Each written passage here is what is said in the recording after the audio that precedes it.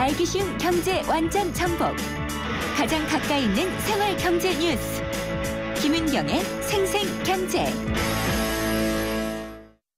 총서 개고마 외국조 고객님께 정말 감사드립니다.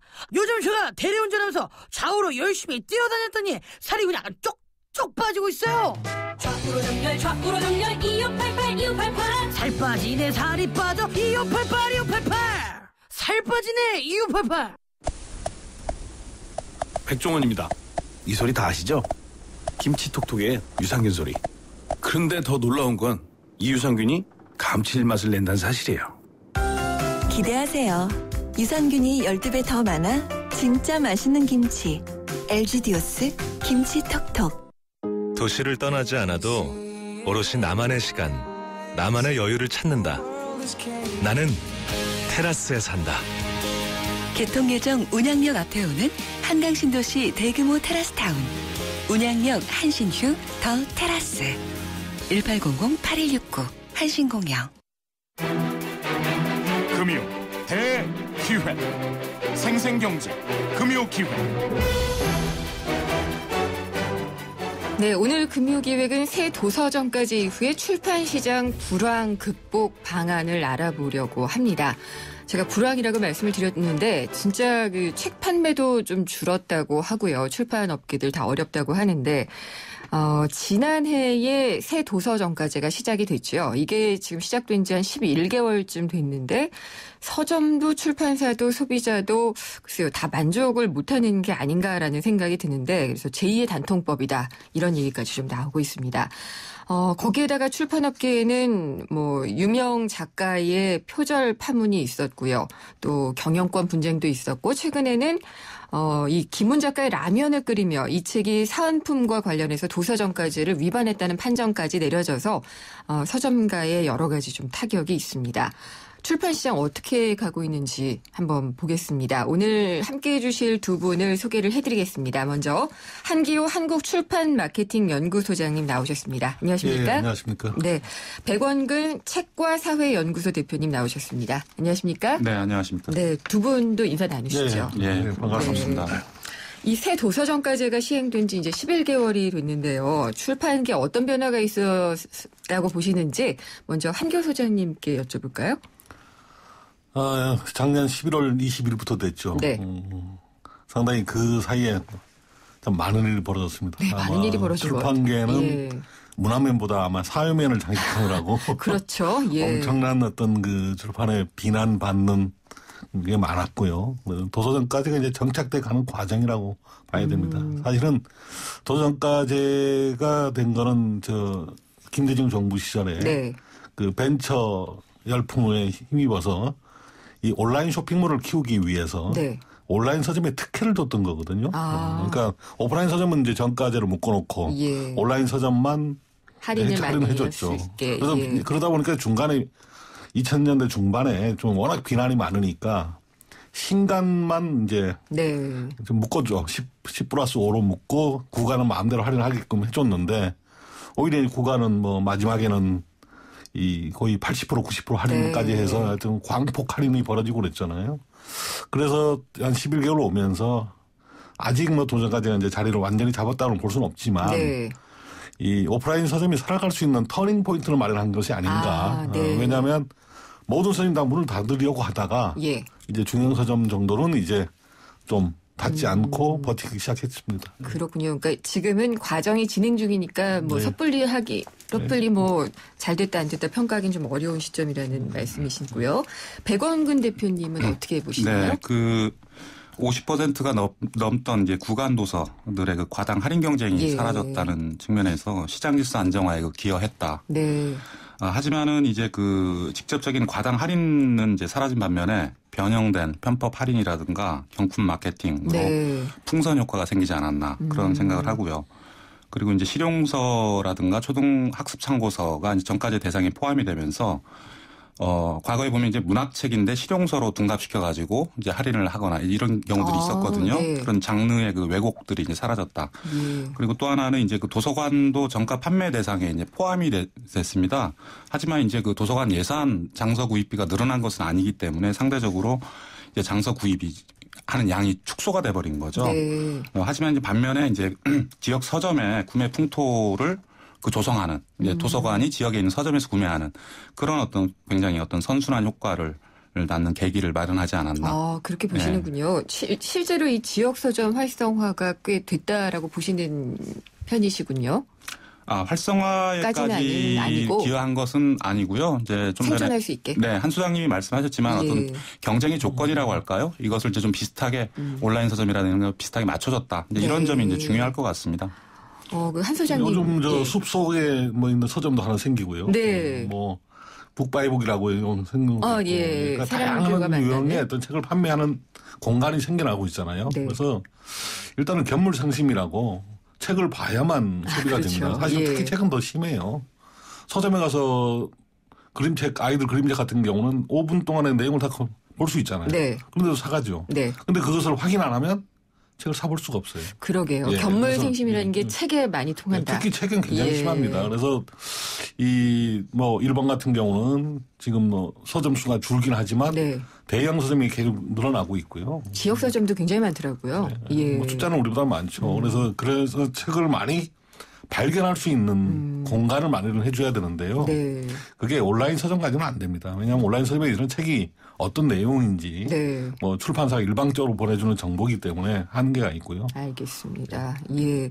근데 여전히 그러니까 라면을 끓이며가 지금 가장 뜨거운 지금 논쟁거리로 떠오르고 있는데 사실 말하자면은 편법이잖아요. 도서정까지 위반으로 판정을 받았죠. 그렇습니다. 백 대표님은 어떻게 보시는지. 기본적으로 이제 마케팅이라고 하는 것은 이제 꼭 필요한 거죠. 네. 그리고 이제 또 많이 주목을 받았습니다. 하지만 이제 현행 정가제 관련 법에서 규정하고 있는 이제 경제적인 어떤 소비자에 대한 혜택이라고 하는 것이 정가의 15%로 정해져 있습니다. 그렇다면 이제 그 범위 안에서 했더라면은 그런 판정을 받지는 않았었겠죠. 왜 했을까요? 근데 그걸 넘었다는 게 위법이라는 거 알죠? 지금 이제 보면 별의별 상품들이 이제 사은품이라는 이름으로 사실 경품이죠. 그렇죠. 그렇게 하고서 이제 많이 아이템도 굉장히 많고 그런데 이제 이제 출판 시장의 이제 불황이 상당히 좀 깊어지고 책이 점점 안 팔리고 있다 보니까 그리고 이제 또 할인할 수 있는 자본력이 있는 출판사나 인터넷 서점도 이제 할인의 제한을 받다 보니까 이제 좀 변형적인 그런 아이디어를 내서 이렇게 하는 건데요. 15% 범위 안에서 한다면 문제될 게 없었을 가능성이 높습니다. 그러니까 이 법을 잘 지키면은 시장 질서는 문란하지 않고 좀 잘 갈 텐데라는 말씀이신 것 같아요. 근데 한교 소장님 진짜 책 잘 안 팔려요 요즘에? 전체적인 매출은 크게 감소했다고 봐야죠. 예를 들어서 이제 전집류 같은 경우 홈쇼핑에서 많이 판매했잖아요. 홈쇼핑에서 판매가 불가능해졌기 때문에 대형 출판사들 같은 경우는 매출이 아마 절반 이하로 떨어진 데가 많을 겁니다. 아니 그러면은 더 어떻게 살아가요? 근데 사실은 홈쇼핑이 과거에 판매했다 하더라도 이익이 많이 나는 건 아니었죠. 거의 이익 나지 않아도 매출만 많이 올렸던 거고요. 덩어리만 커졌다고 볼 수가 있겠죠. 그리고 저희가 사회면에 장식했다는 것처럼 과거에 언론 플레이라든가 광고를 한다든가 과도한 밀어내기를 해서 한다든가 이런 것들이 좀 불가능해졌거든요. 그래도 사재기 한다고 하던데요. 사재기는 좀 아직도 이 썰이 나오고 있는데요. 이제 그런 것들이 사실 많이 불가능해졌기 때문에 이런 부분을 출판사들이 어떻게 극복해야 할 것인가에 대한 연구보다는 과거에 대한 향수 밀어붙이고 좀 특정한 서적을 어떻게든지 많이 판매하면 출판사 위기를 극복한다는 건데 그거는 이제 불가능한 시대가 됐거든요. 그러니까 저는 전통적인 어떤 출판 비즈니스 모델은 무너졌다고 봅니다. 그래요? 그런 상태에서 새롭게 와야 되겠죠. 그런 독자와 어떻게 하든 연결하고 독자들이 책을 발견하게끔 어떤 장치를 만들어줘야 되는데 사실은 언론에서 책을 소개하는 지면도 점점 줄어들고 있고, 그다음에 서점은 줄어들었으니까 이제 발견하기가 어렵고요. 도서관도 한 860개 정도 공공도서관으로 늘어났는데 사실은 책을 구매하는 것은 일정한 굉장히 줄어들었거든요. 특히 이제 학교도서관 같은 경우는 예산이 절반 이하로 떨어졌습니다. 알겠습니다. 백원근 대표님도 이 불황을 굉장히 절감하시나요? 네, 책의 어떤 생산, 그다음에 유통, 소비, 그다음에 가계 수지 통계 이런 모든 통계를 보아도 이제 그 마이너스 줄었어요. 행진이 되고 있는데 제가 조금 우려스러운 것은요. 요 그 어떤 책과 관련된 여러 가지 생태계 지표들이 줄어드는 것도 있지만은 이것을 자꾸 이제 전과제하고 연결시켜서 전과제 이후에 더 안 좋아졌다라는 식으로 해석하는 거는 좀 경계를 분명히 할 필요가 있지 않은가. 그건 아마도 이제 소비자들이 체감하는 부분이 처음에는 그 부분이었기 때문에 약간 좀 그렇지 않았나 싶고요. 그래서 그런 말들이 이제 뭐 출판사, 서점, 독자들 사이에서 이제 나오고 있는데 조금 이제 우리가 객관적인 어떤 좀 사실을 좀 확인을 할 필요가 있을 것이고 그리고 이제 그렇다면은 역으로 할인이 많아지면 많아질수록 책은 더 팔리고 출판 시장은 활성화될 것인가라고 하는 반대 질문을 또 던져볼 수가 있거든요. 그렇다면은 그것이 우리가 이제 바로 1년 전까지만 하더라도 할인율이 구간 같은 경우에 50%, 70%막 넘어갔는데 그렇게 해가지고 그러던 시절에 정말 출판 경기가 좋았었느냐, 책들을 정말 많이 팔렸느냐라는 것을 이제 본다고 하면은 그 역대 이제 그런 시장 실적 같은 걸 봤을 때 절대 그렇지는 않았었다. 알겠습니다. 이제 전까지 개정 전까지 시행 직전에 아주 그때는 뭐 80%, 90% 그때는 정말 많이들 샀지만은 그런 거는 다시 이제 오기 힘든 어떤 기회였던 것 같고요. 그러니까 어쨌든 할인하면은 많이 팔면은 그 할인된 가격이 정가였느냐 진짜 그런 의문도 있고 그럼 마진은 어땠겠느냐 이런 생각도 있기 때문에 그 얘기들은 좀 정식으로 간다? 뭐 좀 기준이 좀 바뀌어야지 된다라는 식으로 얘기를 해야 될 것 같습니다. 지금 생생경제 3부 금요기획 함께하고 계시고요. 새 도서정가제 이후 이야기를 하고 있습니다. 지금 백원근 대표님께서 이 도서정가제와 불황을 엮지 말라고 하셨기 때문에 지금 좀 그런데 저희는 도서정가제 이후의 출판시장의 불황 극복 방안을 좀 알아보고 있습니다. 한기호 한국출판마케팅연구소장님, 백원근 책과사회연구소 대표님과 함께하고 있습니다. 3부 마무리하고요. 4부로 또 이어지도록 하겠습니다. 소 잃고 외양간 고친다는 말이 있죠. 이미 잘못된 뒤에는 손을 써도 소용없다는 얘기인데요. 산업 현장의 안전 보건도 예외가 아닙니다. 오는 11월부터 산업재해 예방을 위해 지게차 부딪힘 사고 예방 집중 활동이 전개됩니다. 지게차의 부딪힘 사고 예방을 위해서는 첫째, 지게차는 정해진 운행 경로로 이동하고 둘째, 운전자는 과속과 과적 금지는 물론 운행 시 시야를 꼭 확보해야 합니다. 그리고 근로자는 반드시 현장에서 안전한지 확인해야 합니다. 사망사고로 이어질 수 있는 지게차 부딪힘 사고, 안전수칙 준수로 예방할 수 있습니다. 이 캠페인은 고용노동부와 안전보건공단이 함께합니다.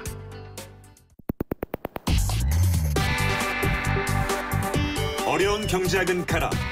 귀에 쏙쏙 들어오는 김인경의 생생경제. 네, 생생경제 4부 시작하겠습니다. 금요기획 출판시장 얘기하고 있습니다. 도서정가제가 벌써 1년이 다 돼가거든요. 이 새 도서정가제 이후의 시장을 알아보고 있습니다. 한기호 한국출판마케팅연구소장님, 백원근 책과사회연구소 대표님과 함께하고 있습니다. 백 대표님께 좀 여쭤볼까요? 이 정말 많은 드라마 같은 사건들이 출판계에서 많았잖아요, 최근에. 특히나 이 신경숙 작가 하면은 뭐 한국을 대표하는 작가다라고까지 이제 얘기가 됐었는데 표절 논란. 이거 벗어날 수 없는 출판계의 문제인 것 같아요. 어떻게 보셨나요? 글쎄요, 상당한 이제 문학의 뭐 상반기 올해 좀 최대 사건이었죠. 근데 이런 것들은 이제 좀 어떤 관행화되었거나 아니면 고질적인 문제 뭐 이렇게 보기보다는 사실은 이제 일부 인기 작가들의 어떤 우려할 만한 사례들이 이제 몇 건이 이제 신경숙 씨 외에도 이제 또 이렇게 드러났는데요. 굉장히 그래서 이제 그 독자들이 놀라기도 하고 실망감도 이제 컸던 것 같습니다. 근데 한편으로 보면은 이제 그 작가들 같은 경우에 이것을 좀 솔직하게 좀 인정을 하고 사과를 한 분도 있었지만 또 그렇지 않은 부분도 이제 있었거든요. 그래서 이제 그런 부분들이 조금 더 어떤 후폭풍으로 좀 이어졌던 것 같고요.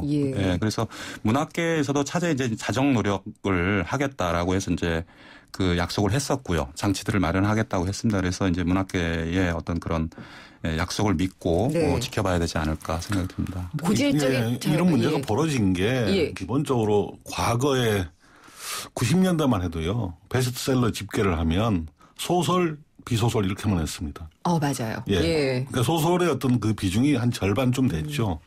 그러니까 사람들이 자기가 보고 싶은 책을 전공서를 사고 나서 소설책을 하나, 좋은 소설 하나 보는 이런 정도의 문화였는데 2000년대에 들어서면서 아주 특정한 그 베스트셀러 저자에 의존하는 어떤 출판 풍토였습니다. 그래서 밀리언셀러급을 되는 저자들 한 손가락을 꼽는 정도, 그 다음에 뭐 한 20만 원, 30만 원 작가들한테 뭐 의존을 했거든요. 네.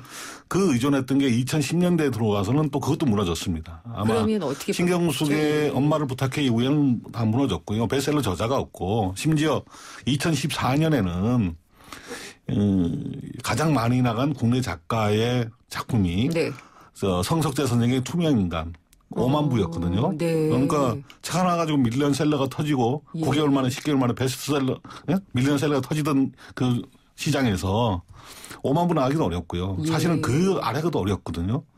그러면서 더군다나 소설을 우리 국내에 뭐 우리가 보통 말하는 순수문학, 본격문학을 제대로 내는 출판사는 손가락으로 꼽을 정도밖에 없습니다. 그럼 여기서 고질적인 관행 얘기를 많이 했는데 그러면은 지금 한 소장님이 말씀하신 것은 고질적인 관행보다는 좀 트렌드의 변화? 전체적으로 어떤 문학 시장이 침체가 된 거고요. 급격하게 변화가 되고 있죠. 뭐 예를 들어서 젊은 세대가 만화 있잖아. 우리가 웹툰이라는데 그러니까 네이버 같은 공간에도 웹툰에는 하루에 600만, 700만 들어오지만 책 분야에는 아마 10만, 20만 들어올까 하는 거거든요. 그게 바뀌어가고 있는 거죠. 그리고 이 로맨스 판타지 같은 걸 제공하는 어떤 온라인 사이트 같은 데는 젊은 세대들이 굉장히 집착해서 하고 있지만 이미 이제 소설 안 보고 있는 거고요. 그러는 상태에서 시장은 굉장히 축소되고 안 되는 상황에서 신경구 사건이 터지니까 아마 한 여름에 그냥 벌떼처럼 달라들어서 온갖 피해가 거기로 집중된 걸 했는데 한 2개월 지나고 나니까 지금 조용하잖아요. 조용한데 사실 저는 이쪽 분야에 관심이 좀 개인적으로 더 있어서 그런지 그리고 신경숙 작가를 좀 보호하려는 이 출판계의 일정 세력일까요? 이런 게 있지 않았나라는 생각도 좀 해보거든요. 글쎄요, 이제 아까 이제 우리가 지금 소설책 한 권을 뭐 이렇게 5만 부 팔기도 어려운 시대가 됐다라고 하셨는데 신경숙 작가의 엄마를 부탁해 같은 경우에는 국내에서만 200만 부 이상이 나가서 아마도 그 이제 판매 속도라든가 아니면은 어떤 판매 부수 이런 측면에서 전무후무한 경우가 아닐까라는 생각이 들고요. 또 해외로 가지고 나갔었고요. 그렇습니다. 그게 이제 30여 개 국가에 이제 그 저작권이 수출이 돼서 소개가 됐고 어쨌든 문학 한류 내지는 한국 문학을 대표하는 간판 스타로 이제 부상을 이제 했는데 그렇기 때문에 관심도 컸지만 어쨌든 그런 사건 이후에 뭔가 이제 그런 이 저자나 출판사나 혹은 이제 언론도 포함해서 이렇게 보면은 뭔가 좀 투명하게 이렇게 이런 과정이라든가 혹은 어떤 진중한 어떤 본인들의 목소리 이런 것들이 이제 그 전달되기보다는 그렇지 않은 측면들이 이제 있었기 때문에 사실은 이제 그 자체도 문제지만은 이후 이 문제를 어떻게 풀어냈느냐라고 하는 것도 지금은 또 짚어볼 대목이 있는 것 같습니다. 마무리가 잘 안 된 채 그냥 조용해진 것 같기는 해요.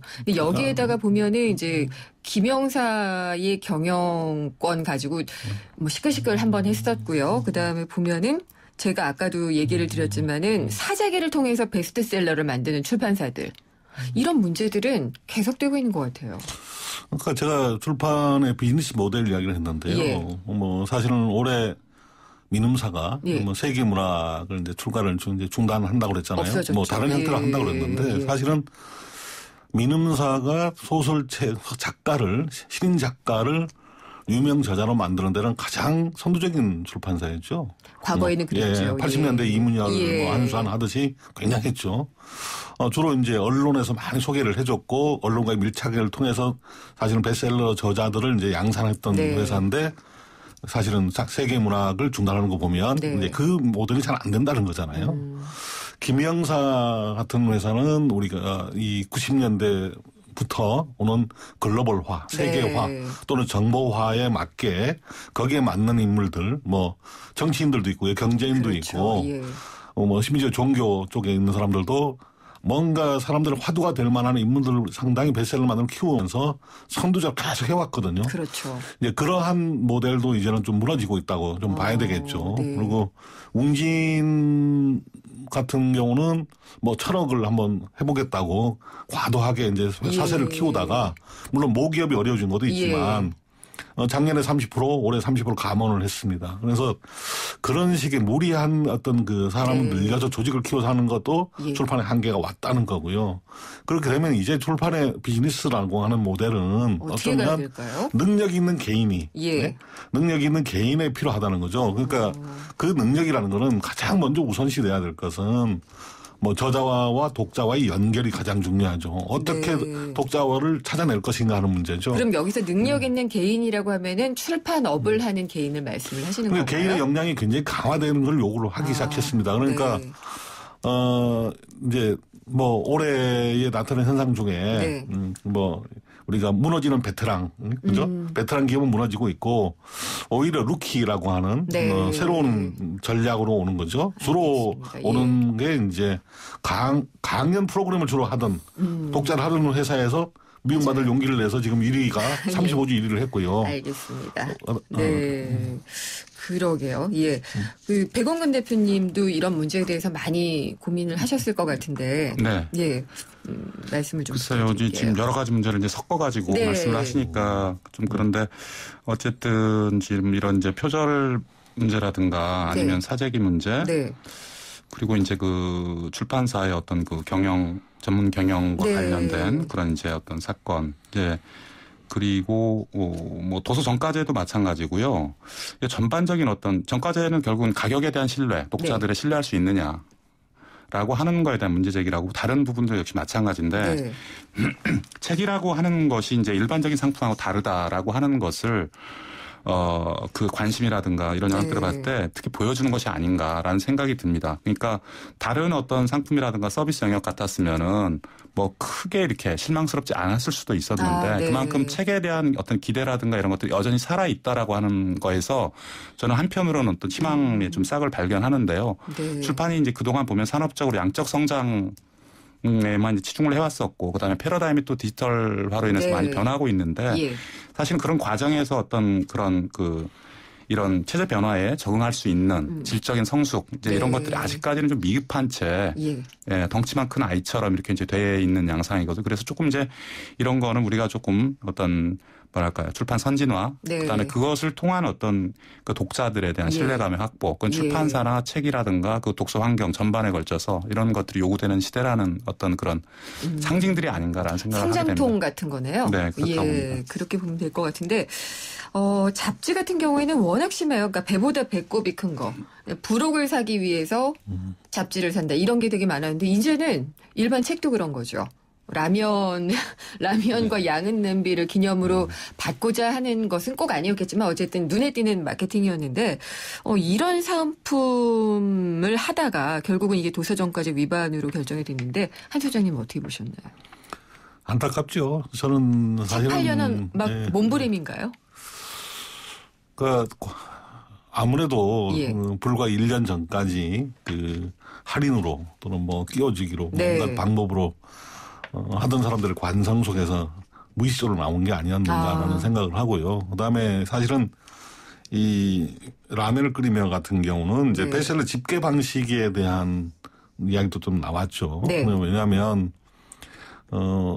책이 나오기도 전에 오래전에 그러니까 전에는 어떤 베스트셀러 집계를 할 때는 이 오프라인 서점들도 많이 넣어서 해왔는데 최근에는 온라인 서점 중심으로 뭔가 잘못했더라고요. 그러니까 그런 바람에 거의 사람들은 책을 보지도 못했는데 갑자기 베스트셀러에 올라오니까 이게 뭐지라고 해서 아마 이런 되고. 이벤트가 터졌는데 사실 이런 관행은 계속 되고 있었죠. 되고 있어서 별 어떤 뭐 반성 없이 되어 왔는데 이제 문제가 제기됐던 거고 이거는 저는 뭐 적절한 기회에 문제가 잘 제기돼서 앞으로 이 부분에 대한 깊은 토론과 성찰 아무래도 좀 이런 것을 없애는 방향으로 가야 되겠죠.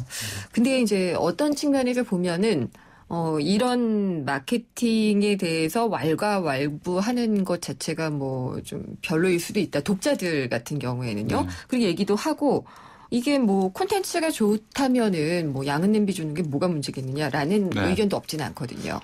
그런데 이제 조금 독자들 입장에서 보면은 지금 말씀하셨던 것 중에서 후자가 좀 대세인 것 같습니다. 그러니까 그런 정도의 마케팅은 재밌는 거 아니냐. 예. 라는 생각을 하시는 분들이 김원이라는 작가의 어떤 위상이 또 작용을 했겠죠. 그렇죠. 근데 예. 이제 그 양론이 있는데 예. 그러면 왜 이런 일들이 벌어졌는가 이제 구조적으로 보면은요. 어쨌든 인터넷 서점이 이제 그 과거에 비해서, 그러니까 정가제가 네. 좀 더 강화되기 이전에 비해서는 매출이 조금 더 이제 떨어지고 있거든요. 네. 이제 그것은 이제 좀 과당 할인 경쟁에 의존했던 것이 이제 그 안 되다 보니까 그런데 이제 매출 떨어지는 것들을 어떤 식으로 만회를 해야 되는 출구 전략이 이제 마련이 돼야 되는 거고 네. 그렇다면은 이제 뭔가 할인이 아닌 또 다른 뭐 아까 이제 유사 할인 뭐 이런 것들은 이제 네. 여전히 이제 그 많이 만연하고 있습니다만은 그 이외에도 독자들의 어떤 네티즌들의 눈에 띌 만한 그런 마케팅들이 많이 필요하다 해서 이제 아주 출판사의 의지와 거의 무관하게 밀어붙이기식으로 많이 저자도 사실 여기에 그냥 크게 동의하지 않아도 이루어지는 그렇습니다. 거죠. 뭐 일일이 그 마케팅 하나씩 할 때마다 저자한테 문의할 수도 없는 일이고요. 네. 뭐 김훈 저자는 분명히 이거에 대해서 물어보고서 했을 가능성은 크다고 보고요. 근데 어쨌든 이런 경우에 할인할 것을 다 하고 나서 그다음에 또 과도한 마케팅을 하다 보니까 문제가 된 건데 예. 이제는 가격 경쟁이 아니라 좀 가치 경쟁, 콘텐츠 경쟁 시대다. 이게 이제 정가제를 강화한 근본 취지거든요. 그렇다면은 김훈 선생의 글은 글로서 문장으로서 이제 어떤 독자들에게 어필을 해야지 라면이랑 냄비는 아닌 것 같습니다. 김훈 선생이 한마디 해주셔도 좋을 것 같은데 아직은 아무 말씀도 없으시더라고요. 근데 근본적으로 보면은요. 책이 안 팔리는 데에는 수요가 부족해지고 있기 때문인 것도 있는 것 같아요. 한 소장이 그렇지 않나요? 뭐 근본적으로 지금 미디어 환경이 급격하게 변하고 있잖아요. 제가 어느 대학 가서 150명 대학생들한테 신문을 보냐 손들어 보라니까 딱 한 사람이 보고 있더라고요. 그렇죠. 특히나 종이 신문은 안 보는 경우가 많이 있죠. 근데 이제 문제는 지금 우리가 독자라고 하는 분들이 그 마이크로 콘텐츠 시대에 그 콘텐츠라는 것을 다양하게 소비하고 있다는 거잖아요. 네. 그래서 뭐 영상이든 음성이든 뭐 라디오도 지금 우리가 하고 있지만 팟캐스트라는 게 등장해서 언제 어디나 자기 필요한 걸 보고 있는 듣고 있는 시대고요. 그렇기 때문에 그 독자들의 욕구에 맞는 적절한 것을 만들어 줄 필요가 있지 않느냐라는 겁니다. 그러면은 소장님 말씀은 요즘에 읽어주는 책도 있잖아요. 팟캐스트 같은 경우에도 이런 것들도 하나의 책을 읽게 하는 좋은 방편이라고. 뭐 저로서는 10분짜리 팟캐스트도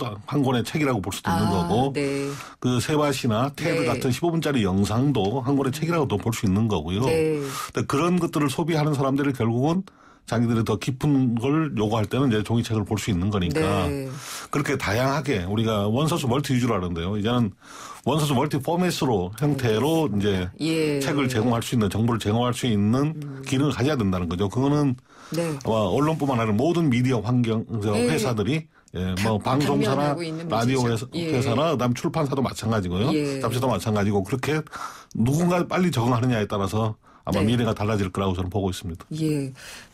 백 대표님, 그 전자책 시장이요. 지금 우리나라에서는 어느 정도 좀 성장을 했나요? 이제 죄송합니다.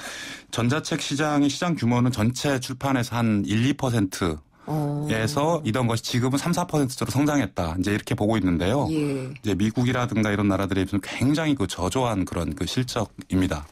그리고 미국 같은 경우에도 이제 최근에 외신들을 보면은 이제 급속하게 성장을 하던 것이 전자책 시장이 이제 주춤하고 그 대신에 이제 종이책이 많이 팔리기 시작했다라고 하는. 그래서 이제 더 이상 전자책 읽는 인구도 이제 늘어나지 않고 시장도 포화 상태에 빠졌다. 그래서 그래서 굉장히 바뀐 그런 분위기인데요. 전자책을 읽는 것은 어떤 읽기 습관을 확장시킨다는 면에서 굉장히 중요하다고 보고. 그다음에 이제 이런 읽기의 다양한 종류가 있지 않습니까? 그러니까 종이책 아니면 전자책 아니면 이제 뭐 귀로 듣는 오디오북 여러 가지 장르들이 같이 이제 발달하는 것이 이제 하이브리드 시대잖아요. 그래서 다양한 콘텐츠들을 우리가 접하는 데 도움이 될 수 있는 그런 거라고 보는데 앞으로도 성장 여력은 상당히 우리나라에 있다 이렇게 판단하고 있습니다. 두 분 공통적으로 말씀하시는 것 같네요. 그러니까 어떤 포맷으로든 책을 접하게 하는 것이 중요하기 때문에 뭐 전자책 때문에 종이책이 뭐 상쇄된다 뭐 이런 얘기는 아니네요. 우리가 그렇죠? 이제 전자책에 대한 반성을 해봐야 될 텐데요.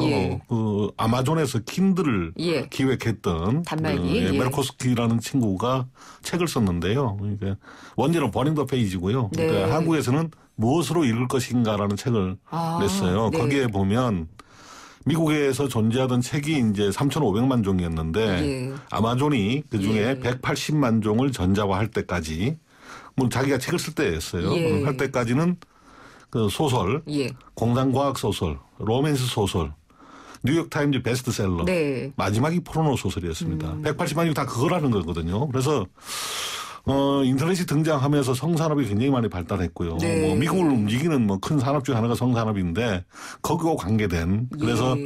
전자책의 판매량이 절반 이상이 에로티카라고 하는 그래요? 일종의 포르노 소설 위주였죠. 뭐 그레이의 50가지 그림자 시리즈 같은 거가 1억 부가 나갈 때 5천만. 아무래도 소위 빨간 책 같은 그런 책들은 전자책으로 구매하면은 내가 사는 걸 잘 모르니까 그럴 수 있잖아요. 그렇죠. 5천만 부 정도 팔릴 거였는데 그 시장이 거의 다 했는데 문제는 이거예요. 이제 청소년들까지도 입을 뒤집어 쓰고 밤새도록 그런 것을 많이 보고 해도 이제는 또 성인들도 마찬가지예요. 이제는 자기 삶이 달라지지 않거든요. 삶은 뭐냐면 변화를 요구하고 있고 오히려 그런 것보다 더 중요한 게 자기 개인적인 성찰, 깨달음을 중요하게 하는데 그렇겠죠. 그런 깨달음을 요구하다 보니까 이 사람들이 이제는 미국에서 서로 좀 나이 꽤나 있는 분들이 할 때는 너는 어느 독서 클럽 다니느냐. 이제 독서를 읽어서 토론하면서 뭔가 자기의 새로운 경쟁력을 키우지 않으면 안 된다는 분위기 때문에 새롭게 종이책이 이제 등장하고 종이책을 진열하는 오프라인 서점에 대한 필요성, 존재 가치에 대해서 새롭게 깨달아가는 분위기가 지금 서구에서부터 일어나고 있습니다. 그렇게 한 소장님 말씀하시니까 백 대표님이 전자책 시장이 다시 주춤하고 있다라는 이유에 대한 설명도 또 되는 것 같은데 출판 시장 어쨌든 책은 중요하잖아요. 활성화를 할 필요가 있을 텐데 어떤 방안이 필요하다고 보시나요? 독서 활성화하고 그다음에 뭐 출판 시장 활성화 조금 좀 이제 다를 수 있죠. 다른 얘기인데요. 그러니까 우선은 책을 많이 읽게 하는 방법, 뭐 이제 독서 친화적인 그런 환경을 만드는 게 핵심이라고 봅니다. 이를테면은 책을 제일 많이 읽지 않는 게 직장인들인데요. 이를테면 이제 여기 현관 출입구 같은데 이제 직장 도서실 같은 걸 만들어서 매번 출입할 때 빌리고 그래서 실제로 이제 조사를 해보면은 독서량이 이제 이런 직장 도서실이 있는 경우에 몇 배가 더 높게 나오거든요. 그래서 그렇게 하면은 이제 수천 개, 수만 개 직장에서 이렇게 하면은 그게 아마 이제 출판 시장의 활성화라도 이어질 거고 이런 식의 좀 환경 만드는 게 중요할 것 같고 그다음에 이제 방송 매체를 비롯해서 언론의 역할이 굉장히 중요하다. 좋은 책을 많이 좀 소개시켜 주시고 청취자들이 자극과 정보를 얻게 하는 그런 게 이제 필요하지 않을까 생각이 됩니다. 네, 책이 너무 많아가지고요. 진짜 좋은 책 고르기가 참 쉽지는 않은 것 같다는 생각이 듭니다. 이제 벌써 마칠 시간이 되어가지고 저희 금요기획은 마지막에 이 주제에 대한 정의를 내리고 끝납니다. 그래서 오늘 어쨌든 도서 정가제로 시작을 했기 때문에 도서 정가제로 정의를 내려보겠습니다. 한 소장님, 도서 정가제는 무엇이다? 정의를 내리시겠어요? 저는 뭐 도서 정가제에 대한 책을 한 권 내는 게 있는데요.